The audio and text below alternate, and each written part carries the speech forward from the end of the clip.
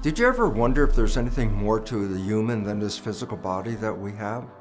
Well, it's real interesting because if we go back in history, they talk about something called spirit, an energy, and an invisible force that seems to be controlling who and what we really are. Quantum physics emphasizes that the universe is not really split into two realms, a material realm and an energetic realm. Quantum physics reveals that everything is made out of energy. What we perceive as matter is actually an illusion of energy and light, that there is nothing physical. You go, what do you mean? I say, well, first of all, a very simple fact. When physicists started to take the atom apart and find there were things inside such as protons, neutrons, and electrons, then they say, yeah, but what are those things made out of? Then they got down to smaller things like quarks, and then I say, yeah, but what were they made out of? And ultimately what physicists recognized was at the fundamental core of an atom, there is nothing material at all. It's an energy vortex. It's a powerful energy field, and that all atoms are these energy fields. And the significance about that is, well, atoms make up humans. And so by definition, we perceive ourselves as physical structures, but according to quantum physics, we're energy vortices. Imagine a cell as a television set, and that the environmental signal, like a broadcast, is being picked up by the antennas on that television set. And therefore, the cell responds to that broadcast. Well, guess what? Everyone has a different set of antennas, so by definition, everyone is receiving a different broadcast field. Field, yeah, that's what physicists refer to as the energy in which we live. So all of us are in a field, but each one of us actually receives a very precise and specific part of that field different than everybody else. No two people share the same self-receptors. That's why we just can't exchange cells, organs, and tissues with each other.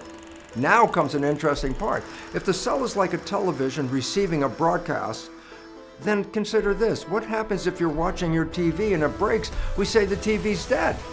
I go, yeah. But now the question is this. Yes, the TV just died, but is the broadcast still there that I was watching? The answer, of course it's still there. The television's gone. The broadcast is present. I say, how would you know? Well, one way of knowing, get another TV set, plug it in, turn it on, and tune it to the right station, and the show is back on air. Well, this would apply directly to humans as well.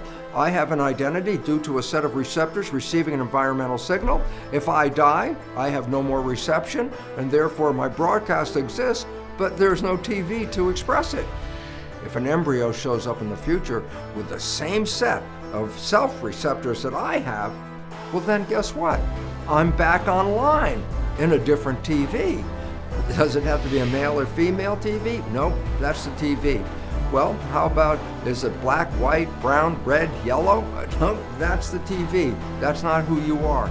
You are the broadcast. And lastly, it's important to note that the character that you express in this life is actually sent back to your source, because your brain is not keeping your consciousness in your head, because magnetoencephalographs, unlike electroencephalographs, magnetoencephalographs read your brain function, but the probes don't even touch your head. There's a very important concept right here. Your thoughts are not contained in your head. They're broadcast into the field.